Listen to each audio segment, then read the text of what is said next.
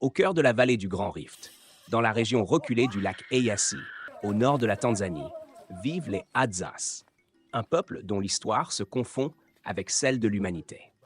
Ils n'ont ni maison en briques, ni voiture, ni téléphone. Et pourtant, ils vivent pleinement.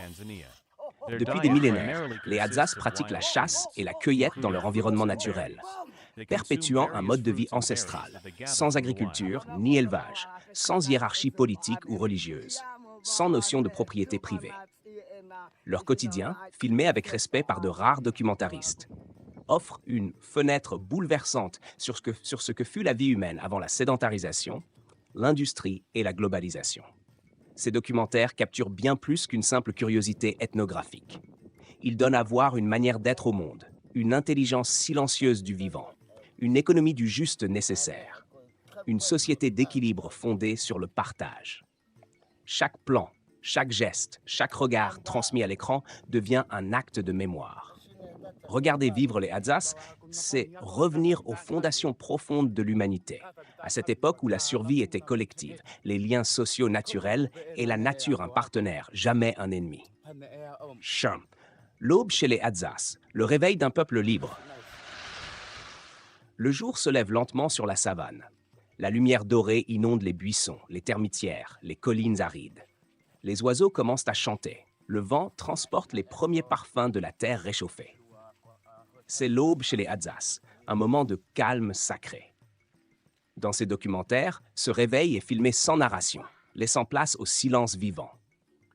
Les familles dorment à même le sol, protégées seulement par des huttes de branchage disposées en cercle ou parfois simplement sous les étoiles.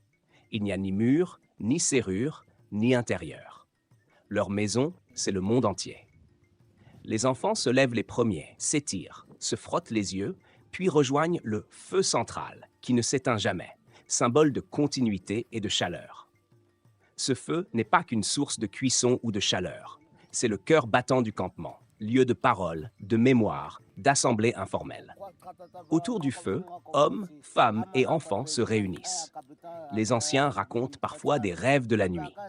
Les plus jeunes écoutent, jouent avec des bâtons ou des plumes, pendant que les femmes réchauffent quelques tubercules ou baies récoltées la veille. L'aube chez les Hadzas n'est pas un moment d'urgence, mais de reconnexion avec la journée à venir. Les hommes partent à la chasse. Stratégie, discrétion et écoute du vivant. Quand la lumière devient plus vive, les hommes se préparent à la chasse. C'est une scène emblématique des documentaires. Pas de cris, pas de commandement. Chacun sait ce qu'il doit faire. Les chasseurs vérifient leurs flèches, enduisent certaines de poison végétal, affûtent leurs pointes. Ces flèches, faites à la main, sont adaptées à chaque type de gibier. L'écorce du desmodium leur fournit une toxine puissante, utilisée pour tuer les animaux de taille moyenne. Les plus jeunes observent, imitent, s'essaient à l'arc. La chasse est une affaire collective et silencieuse. Les Hadzas ne courent pas bruyamment après leur proie. Ils les suivent, les devinent, les observent à distance. Leur savoir-faire est d'une finesse remarquable. Une trace légère dans le sable, une herbe couchée, des excréments chauds, un changement dans le chant d'un oiseau, tout est indice.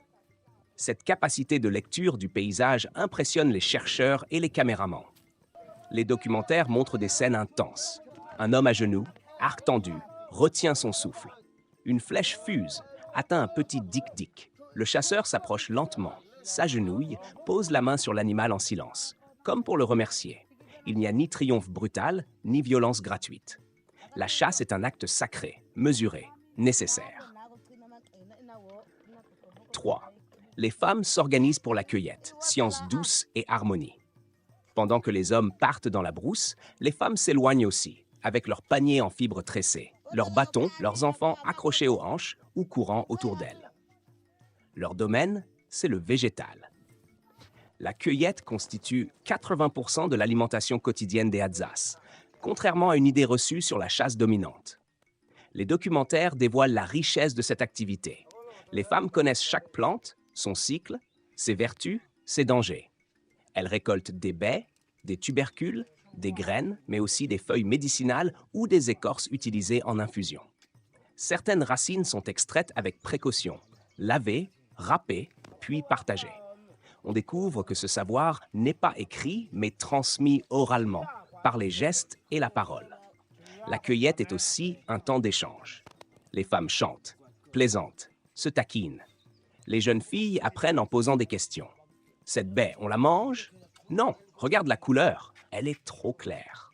C'est un apprentissage lent, joyeux, ancré dans l'écoute de l'autre et la patience. 4. Le retour au camp.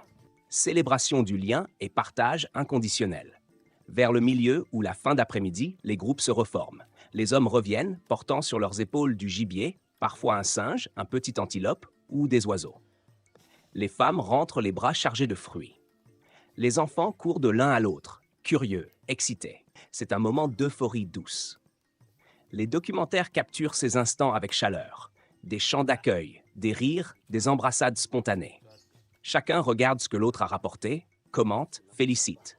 Puis vient le moment du partage. La viande est soigneusement dépecée. Les parts sont réparties équitablement.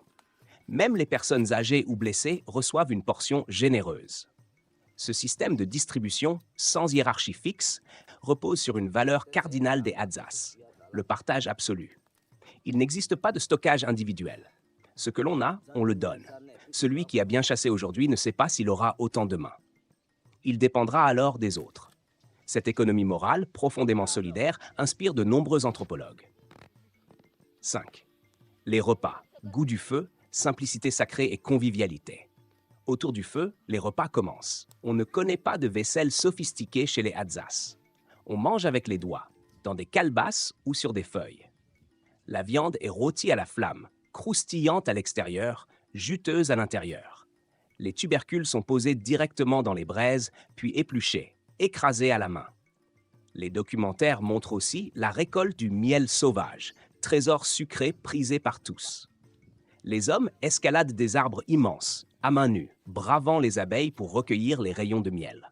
Parfois, ils coopèrent avec un oiseau guide, le grand indicateur, qui les conduit aux ruches cachées. Cette symbiose entre espèces humaines et animales est filmée avec fascination. Le soir, chacun mange sa part. Pas d'excès, pas de gaspillage. Après le repas, on chante. Les enfants s'endorment dans les bras des mères ou allongés près du feu. Le ciel étoilé devient alors le toit du village. L'enfance chez les Hadzass, une école de liberté. Les enfants Hadza ne vont pas à l'école, mais ils apprennent chaque jour. Apprendre à écouter les animaux, à marcher sans bruit, à reconnaître une empreinte, à faire du feu, à manier un arc. Les documentaires révèlent cette pédagogie douce, basée sur l'observation, l'imitation et l'autonomie. On voit un garçon de 5 ans tirer sa première flèche, encouragé par les adultes. Une fillette aide sa mère à déterrer un tubercule.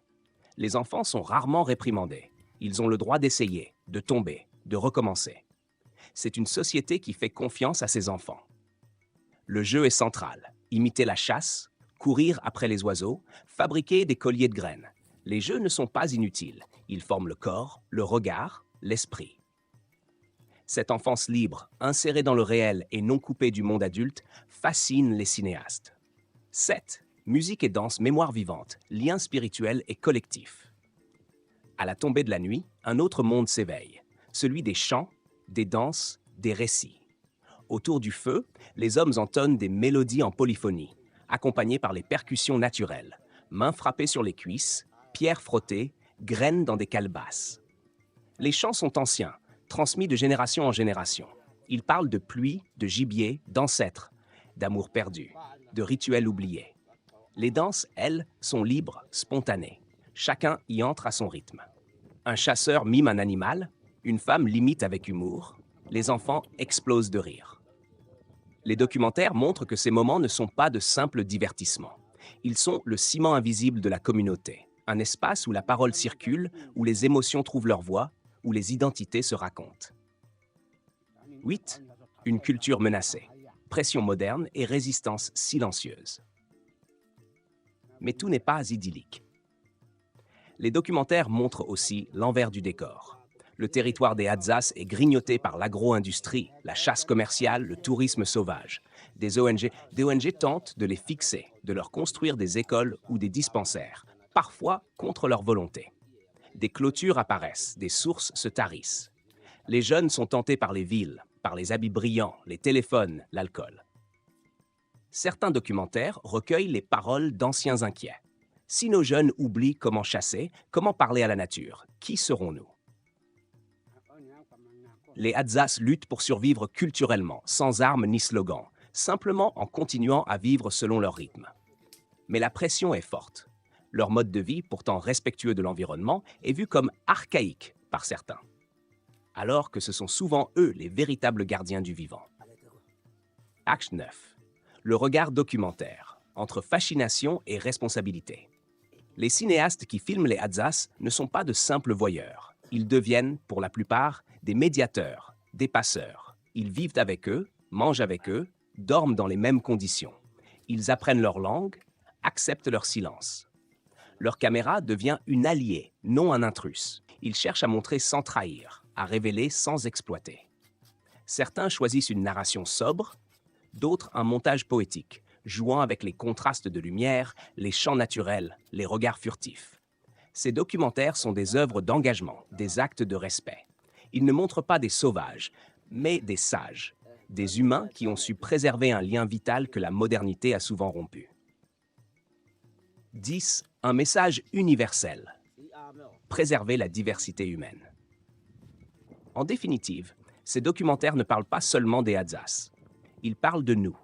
Ils interrogent notre rapport au temps, à la nature, aux autres. Ils posent une question fondamentale. Et si nous avions quelque chose à apprendre de ceux que nous appelons primitifs? Les Hadzas ne demandent pas la pitié. Ils demandent qu'on les laisse vivre, qu'on respecte leur territoire, leur autonomie, leur sagesse. En les regardant vivre, nous nous regardons nous-mêmes, tels que nous fûmes et peut-être tels que nous pourrions redevenir, en partie.